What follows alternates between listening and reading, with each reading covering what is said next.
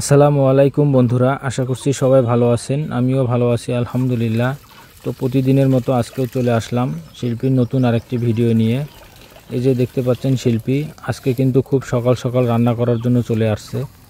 এর কারণ হলো, এর আগে তো আপনাদের সঙ্গে শেয়ার করেছিলাম, মানে সকালবেলা নাস্তার পরিবর্তে গরম ভাত এবং আলু ভর্তার সাথে একটু ডিম ভাজি, এরপর কাঁঠালের সময় কাঁঠাল দিয়ে পন্থা। ঠিক তারই ধারাবাহিকতায় আজকে কিন্তু শিল্পী যেটা করছে নাস্তার পরিবর্তে সেটা হলো খুদ বিরান। মানে আমরা তো এটাকে খুদ বিরান বলি, অনেক এলাকায় এটাকে বউখুদি বলে থাকে। তো এলাকা ভিত্তিক কিন্তু অনেক নাম থাকে, মানে কথায় আছে না, এক এলাকার গালি আর এক এলাকার বুলি। তো যাই হোক, কি বলবো আপনাদেরকে, এই খুদ বিরান কথা শুনলে অথবা খুদ বিরান দেখলে কিন্তু আমার ছোটোবেলার কথা অনেকটা মনে পড়ে যায়। এর কারণ হলো, আমি ছোটোবেলায় দেখতাম আশপাশে অথবা আমার নিজের বাসায়ও খুদ বিরান কিন্তু অভাবে পড়ে মানুষ খেত। শুধু খুদ বিরান না, আটা রুটি, এরপর শুনছিলাম যে গমের ভাত অবশ্য আমি কাউকে খেতে দেখিনি, তবে শুনেছিলাম। এরপর কাউনের ভাত, এটাও খেতে দেখেছি। এখন কিন্তু এগুলো প্রায় বিলুপ্ত হয়ে গেছে, মানুষ এগুলো আর খায় না।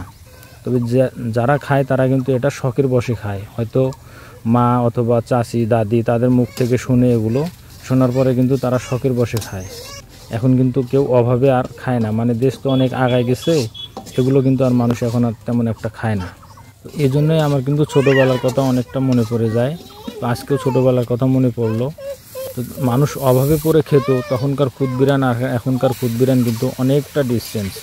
মানে এখন যে খুদ বিরান করে, এটা যদি আমরা না বলি, এখন পর্যন্ত যদি আপনাদেরকে না বলতাম, আপনারা বুঝতেই পারতেন না এটা খুদ বিরান না বিরিয়ানি না খিচুড়ি পাক করতেছে শিল্পী। আর একটা সময় ছিল, আমি দেখতাম, মানে ওই সময় তো এখনকার মতো অটোমেল ছিল না, তখন ছিল বাজারে রাইস মিল, ওই যে কারেন্ট দিয়ে মোটর দিয়ে অথবা স্যালো মেশিন দিয়ে যে মেলগুলো ছিল, অথবা অনেকে বাসায় ঢেকিতেই পাট দিত।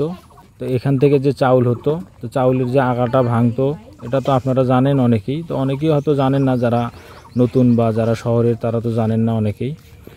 সেখানে কিন্তু অনেকটা অর্ধেকটা থাকতো মরা চাউল, আর অর্ধেকটা মানে চিকন চিকন মরা থাকতো।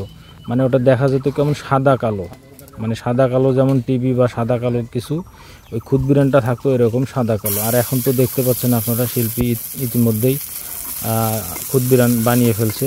এগুলো সব মানে সাদা চাল ছিল, মানে না বললে বোঝার কোনো উপায় নেই। তো অভাবের তাড়নায় মানুষ কিন্তু অনেক কিছু খেত এখন, যেটা এখন শখের বশে খায়। আর আগের যে খুদগুলো ছিল ওগুলো কিন্তু এখন গরুকে খাওয়ায়, আর সেই সময় কিন্তু মানুষ খেত। যাই হোক, এগুলো বলার কারণ, মানে দিন কতটা চেঞ্জ হয়ে গেছে মানুষের, এরপরও কিন্তু আমরা আল্লাহর কাছে শুকরিয়া আদায় করি না। আমরা অনেক হতাশ, অনেক কিছু নিয়ে থাকি। তা আমরা যে আসলে কত সুখে আছি, আল্লাহ যে কত সুখে রাখছে, এটা কিন্তু আমরা মানে একবারও চিন্তা করি না। তো যাই হোক, আমি খুদ বিরান নিয়ে অনেক কথা আপনাদের সঙ্গে বলে ফেললাম। আপনারা আবার কে কী মনে করবেন জানি না, তবে আশা করব কেউ কিছু মনে করবেন না। আমার পুরনো দিনের কথা মনে পড়ছিল, তাই একটু বলে ফেললাম। তো খুদ বিরান তো শেষ হয়ে গেছে, আপনারা ইতিমধ্যেই দেখলেন রান্না করা। তো খুদ বিরানের সঙ্গে, খুদ বিরান এমন একটা জিনিস, এটার সঙ্গে যদি আমরা মাংস ভুনা করে খাই, তাহলে কিন্তু খুদ বিরান যেটা প্রকৃত স্বাদ, এটা কিন্তু পাওয়া যাবে না। খুদ বিরানের সঙ্গে কিন্তু অবশ্যই আপনাকে ভর্তা রাখতে হবে। তা সেটা যেন তেন ভর্তা নয়, শুটকি ভর্তা অথবা মাছ ভর্তা। তো আজকে কিন্তু শিল্পী মাছ ভর্তা করবে। এই যে আপনারা ইতিমধ্যে দেখতে পেয়েছেন, শিল্পী মাছ ভেজে নিয়েছে, এখন সেটা ভর্তা করতেছে। আসলে শুটকির সঙ্গে কিন্তু মাছ ভর্তাটা সবচেয়ে বেশি, শুটকি ভর্তাটাও মজা লাগে। গতকাল আমার এক ভাই বিলে গেছিলো মাছ মারার জন্য, তো উনি কিছু মাছ নিয়ে আসছে, মাছ দিয়েছে আমাদেরকে, সেই মাছটাই কিন্তু ভর্তা করা হলো।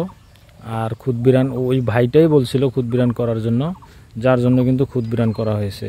তো যাই হোক, কথা বলতে বলতে সব কিছু রান্না শেষ হয়ে গেছে। এই যে দেখতে পাচ্ছেন, ডাল, ভর্তা এবং খুদ বিরান শিল্পী এখন খাচ্ছে। তো আজকে আর বেশি কথা বলবো না, আজ এ পর্যন্তই। সবাই ভালো থাকবেন, সবাইকে সালাম, আসসালামু আলাইকুম।